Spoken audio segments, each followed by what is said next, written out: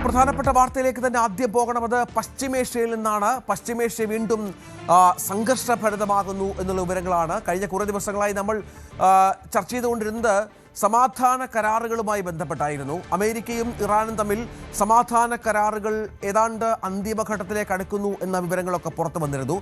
പക്ഷേ ഏറ്റവും ഒടുവിലത്തെ വിവരം ഈ ചർച്ചകൾ ഇറാൻ നിർത്തിവച്ചിരിക്കുന്നു എന്നാണ്. അതിന് പ്രധാനപ്പെട്ട കാരണമുണ്ട്. ഇന്നലെയാണ് അമേരിക്കയും ഇസ്രായേലും ടെഹ്റാനിലടക്കം ആക്രമണം അഴിച്ചുവിട്ടത്. അമേരിക്കയുമായുള്ള എല്ലാ ചർച്ചകളും തുടർന്ന് നിർത്തിവെച്ചുവെന്ന് ഇറാനിയൻ സർക്കാരുമായി ബന്ധമുള്ള മാധ്യമമായ തസ്നീം ന്യൂസ് ഏജൻസി ഇപ്പോൾ റിപ്പോർട്ട് ചെയ്യുകയാണ്. ലെബനനിൽ ഇസ്രായേൽ ആക്രമണം തുടരുന്ന പശ്ചാത്തലം പ്രധാനമാണ്. ചർച്ച നിർത്തിവെക്കുന്ന സംബന്ധിച്ച് ഇറാൻ ഔദ്യോഗികമായി പ്രതികരിച്ചിട്ടില്ല എങ്കിൽ പോലും ഉത്തര ഇസ്രായേലിലെ ജനങ്ങളോട് ഒഴിഞ്ഞു പോകാൻ ഇറാൻ അന്ത്യശാസനം നൽകി എന്നുള്ള വിവരങ്ങൾ കൂടി പുറത്തു വരുന്നുണ്ട്. ബെയ്റൂട്ടിൽ ആക്രമണം നടത്തിയാൽ കനത്ത തിരിച്ചടി ഉണ്ടാകുമെന്നുള്ള വിവരങ്ങൾ കൂടി, അത്തരത്തിലുള്ള മുന്നറിയിപ്പ് കൂടി ഇറാന്റെ ഭാഗത്തു നിന്നുണ്ടാകുന്നു എന്നതാണ് ഏറ്റവും പ്രധാനപ്പെട്ട വിവരം. വിനോദ് ഏറ്റവും പുതിയ വിവരങ്ങളുമായി ചേരുകയാണ്. വിനോദ, ഇപ്പോൾ ഇനി ഒത്തുതീർപ്പിനില്ല എന്ന് ഇറാൻ അസന്നിഗ്ധമായി വ്യക്തമാക്കുകയാണ്. അതിന് പലവിധ കാരണങ്ങളുണ്ട്. നമ്മൾ നേരത്തെ പറഞ്ഞതുപോലെ വലിയ തോതിലുള്ള ആക്രമണം ലെബനനിൽ ഇസ്രായേൽ നടത്തുന്നു. ഹിസ്ബുള്ള കേന്ദ്രങ്ങളെന്ന് പറയുമ്പോഴും സാധാരണക്കാരടക്കം കൊല്ലപ്പെടുന്ന പശ്ചാത്തലമുണ്ട്. ഒപ്പം ഇറാനിലേക്കും വെടിനിർത്തൽ കരാർ ലംഘിച്ച് അമേരിക്കൻ ആക്രമണം ഉണ്ടാകുന്നത് ചില്ലറയൊന്നുമല്ല ഇറാനെ പ്രകോപിപ്പിച്ചിരിക്കുന്നത്. എന്തെങ്കിലും തരത്തിലുള്ള സമാധാന ശ്രമങ്ങൾ പുരോഗമിക്കുന്നുണ്ടോ? ഇപ്പോഴും ആരെങ്കിലും മധ്യസ്ഥത വഹിക്കുന്നുണ്ടോ പ്രശ്നങ്ങൾ വഷളാവാതിരിക്കാൻ?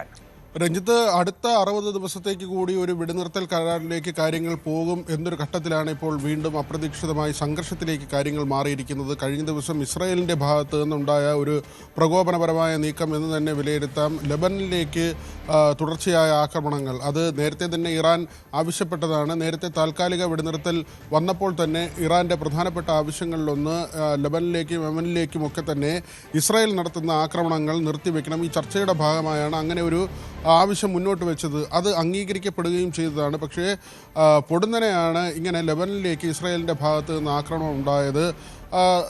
സ്വാഭാവികമായി ഇറാൻ അതിൻ്റെ ഒരു പ്രതികരണം എന്നോണം കുവൈറ്റിലേക്കൊക്കെ തന്നെ ആക്രമിക്കുന്ന ഒരു നിലയുണ്ടായി. കാരണം സഖ്യരാജ്യത്തിൻ്റെ ആക്രമണം ഉണ്ടാകുമ്പോൾ അവരുടെ എയർബേസുകൾ ആക്രമിക്കുന്നത് സ്ഥിരമായി നടത്തുന്ന ഒരു കാര്യമാണ്. അമേരിക്കയുടെ ആക്രമണം ഇറാനിലേക്കുണ്ടാകുന്ന സാഹചര്യവും ഉണ്ടായി. ഗോരുഖ് എന്ന പ്രവിശ്യയിലേക്കാണ് അമേരിക്കയുടെ വ്യോമാക്രമണം ഉണ്ടായത്. ഒരു ചരക്ക് കപ്പലിന് നേരെ ആക്രമണം ഉണ്ടാകുന്ന സാഹചര്യമുണ്ടായി. ഈ തരത്തിൽ സംഘർഷത്തിലേക്ക് കാര്യങ്ങൾ മാറുകയാണ്. അവിടെയാണ് ഈ 60 ദിവസത്തെ വെടിനിർത്തലിലേക്ക് കുറച്ചുകൂടി കാലം നീട്ടിക്കൊണ്ട്, അല്ലെങ്കിൽ ചർച്ചകൾക്കുള്ള സമയം തേടിക്കൊണ്ടുള്ള അങ്ങനെ ഒരു കരാറിലേക്ക് പോകാനുള്ള സാധ്യത മങ്ങുന്നത്.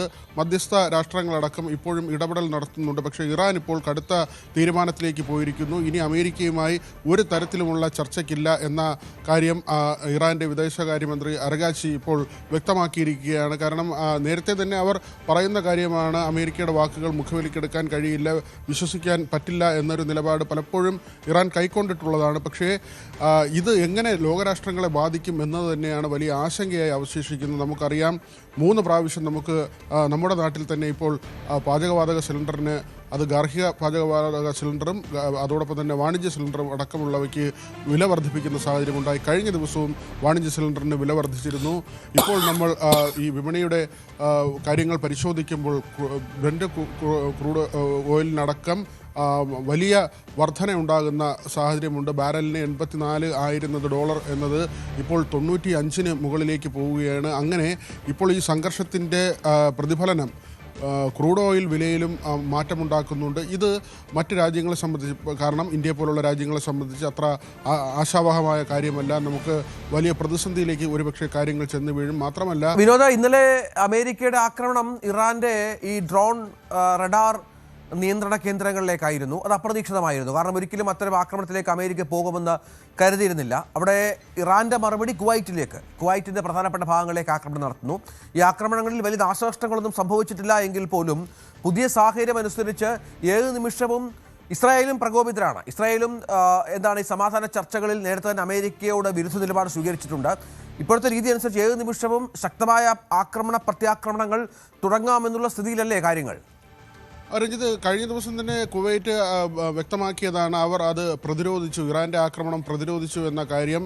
അതുമാത്രമല്ല, ടെൽഅവീവിലെ ജനങ്ങളടക്കം ഒഴിഞ്ഞു പോകണമെന്ന ഒരു മുന്നറിയിപ്പ് ഇപ്പോൾ ഇറാൻ്റെ ഭാഗത്തു നിന്നുണ്ട്. അതായത് കടുത്ത ആക്രമണത്തിലേക്ക് തങ്ങൾ കടക്കാൻ തയ്യാറാണ്.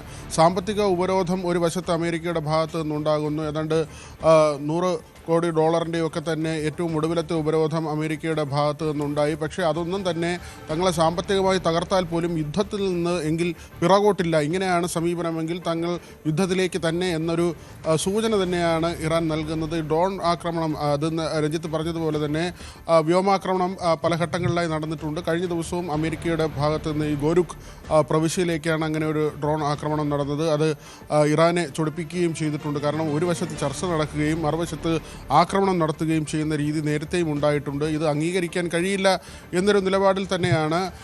ഏതായിരുന്നാലും രഞ്ജിത്ത് സൂചിപ്പിച്ചതുപോലെ ഈ ഗൾഫ് രാജ്യങ്ങളിൽ ഉണ്ടാകുന്ന ഒരു ആശങ്ക അത് വളരെ വലുതാണ്. കാരണം ഇന്നലെ ഈ കുവൈറ്റിന് നേരെ ആക്രമണം ഉണ്ടാകുമ്പോൾ UAE അതിനെ അപലപിച്ച് രംഗത്തെത്തിയിട്ടുണ്ട്. നമുക്ക് അറിയാം, മലയാളികളടക്കം ധാരാളം ജനങ്ങൾ അവിടെ വസിക്കുന്ന ഒരു മേഖലയാണ്. ഇന്നലെ അത് പ്രതിരോധിച്ചു, അങ്ങനെ ഇറാൻ്റെ ആക്രമണം പ്രതിരോധിച്ചു എന്ന് കുവൈറ്റ് പറയുമ്പോഴും നേരത്തെയൊക്കെ സൗദിയിലും ബഹ്റൈനിലും UAEയുടെ വിവിധ ഭാഗങ്ങളിലും അടക്കം ഇറാൻ്റെ ആക്രമണം ഉണ്ടായിട്ടുണ്ട്.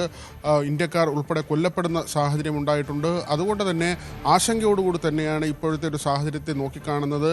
ഒരുപക്ഷെ ഈ ചർച്ചകളിലൂടെ 60 ദിവസത്തെ താൽക്കാലിക വെടിനിർത്തൽ കരാർ അത് കാലാവധി നീട്ടുന്നു. അതിനുള്ളിൽ ഈ ആണവ നിരായുധീകരണവുമായി ബന്ധപ്പെട്ട കാര്യങ്ങളിൽ തീരുമാനമുണ്ടാകുക, ഹോർമൂസിലുമായി ബന്ധപ്പെട്ട തർക്കങ്ങൾ അവസാനിപ്പിക്കുക, ചില പ്രതീക്ഷയ്ക്ക് വക നൽകുന്ന കാര്യങ്ങൾ കൂടി ഉണ്ടായിരുന്നു. ഹോർമൂസിൽ ഇറാൻ സ്ഥാപിച്ച സീ മൈനുകൾ അത് തിരിച്ച് എടുക്കുന്നതിന് വേണ്ടിയുള്ള നടപടികൾ ഇറാൻ ആരംഭിച്ചിരുന്നു. അത് ഈ ചർച്ചയുടെ ഭാഗമായാണ് അങ്ങനെ ഒരു ധാരണയിലേക്ക് എത്തിയത്. പക്ഷേ അതെല്ലാം തന്നെ പൊളിയുന്ന തരത്തിലാണ് ഇപ്പോൾ പശ്ചിമേഷ്യയിൽ കാര്യങ്ങൾ മാറുന്നത്. രഞ്ജിത്ത്, അതാണ് സാഹചര്യം. ഏതായാലും ക്രൂഡ് ഓയിൽ വില ഉയരുകയാണ്.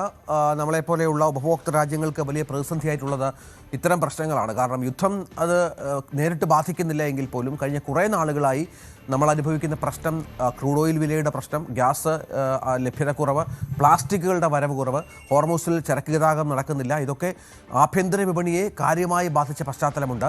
ഈ പ്രശ്നം പരിഹരിക്കത്തക്ക വിധം വളർന്നാൽ വലിയ തോതിൽ നമ്മുടെ ഉപഭോക്തൃ രാജ്യമായ നമ്മളെ അത് ബാധിക്കുമെന്ന കാര്യത്തിൽ സംശയമില്ല. പല ലോകരാജ്യങ്ങളും ആശങ്കയോടെ നോക്കിക്കാണുന്നതും ഇത്തരം കാര്യങ്ങളാണ്.